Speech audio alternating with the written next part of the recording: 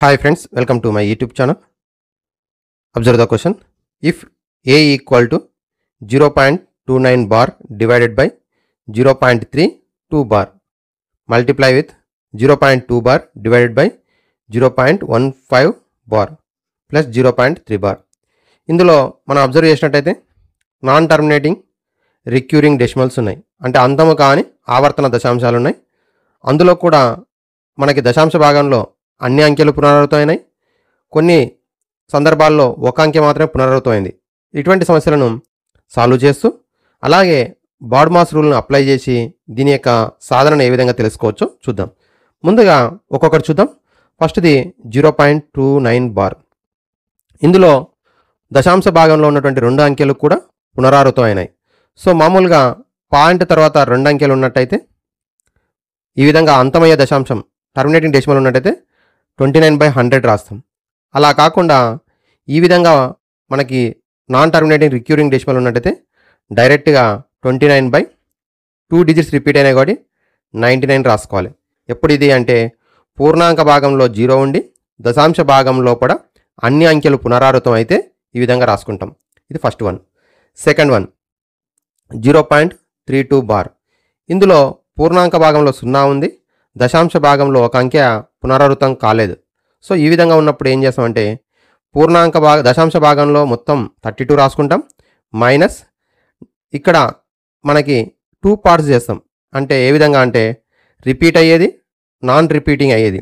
So repeat కానటువంటిది, so minus చేస్తాం 0.3 by 1 digit repeat అయింది కాబట్టి 9, 1 డిజిట్ రిపీట్ కాలేదు కాబట్టి 0. So 32 minus 3/90, so 29/90. ఇది second one. Third one 0.2 bar. So ఇందులో డెసిమల్ పార్ట్లో ఆల్ డిజిట్స్ రిపీట్ అయినాయి కాబట్టి 2/9.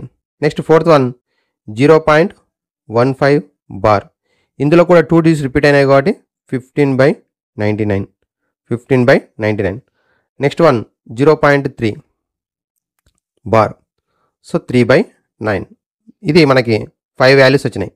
ఇప్పుడు దీనిలో మనం రాద్దాం, తర్వాత సింప్లిఫై చేద్దాం. ఫస్ట్ 0.29 బార్ అంటే 29/99 డివైడెడ్ బై 0.32 బార్ అంటే మనకి ఏమొస్తుంది 29/90 బ్రాకెట్ క్లోజ్ మల్టిప్లై 0.2 బార్ అంటే 2/9 డివైడెడ్ బై 0.15 బార్ అంటే 15/99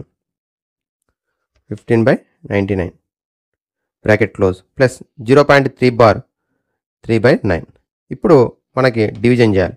సో డివిజన్ చేయాలంటే ఒక ఫ్రాక్షన్ని సెకండ్ ఫ్రాక్షన్తో డివిజన్ చేయాలంటే first fraction multiply reciprocal of second fraction into 2/9 into 99/15 plus 3/9. ఓకేనా?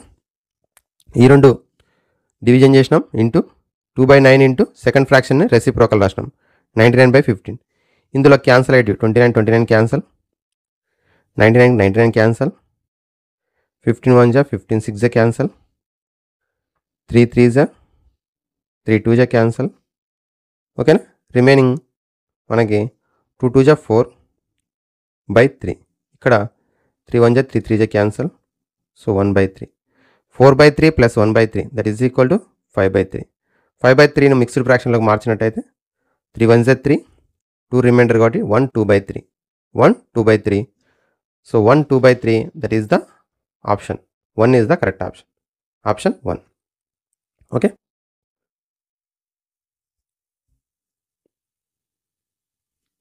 మళ్ళీ ఒకసారి చూడండి. First 0.29 bar. ఇక్కడ డెసిమల్ పార్ట్లో ఆల్ డిజిట్స్ రిపీట్ అయినట్టయితే మనం 29/90 ఇంటీజర్ పార్ట్లో 0 ఉండాలి, డెసిమల్ పార్ట్లో ఆల్ డిజిట్స్ రిపీట్ అయితే డైరెక్ట్గా 29/2 డిజిట్స్ రిపీట్ అయిన కాబట్టి 99 రాస్తాం. Okay, so 29. నెక్స్ట్ వన్ ఒకవేళ ఇలా ఉంటేనేమో 29/100 రాస్తాం. ఇది ఓకే, ఇక్కడ అవసరం లేదు. Next 0.32 bar. 2కు మాత్రమే బార్ ఉన్నప్పుడు 32 రాసుకొని మైనస్ ఇక్కడ రిపీట్ కానటువంటి పార్ట్ మొత్తాన్ని కూడా మైనస్ చేస్తాం బై 1 డిజిట్ రిపీట్ అయింది కాబట్టి 9, 1 డిజిట్ రిపీట్ కాలేదు కాబట్టి 0. So 32 minus 3/90 29/90. Next 2/9 15/99, so 3/9. Next దీంట్లో మనం సబ్స్టిట్యూట్ చేసిన తర్వాత బాడ్మాస్ రూల్ ప్రకారం డివిజన్ చేస్తే మనకు వచ్చినట్టు answer 1 2/3. Option 1 is the correct option. Okay. Thank you friends. Like, share and subscribe my YouTube channel.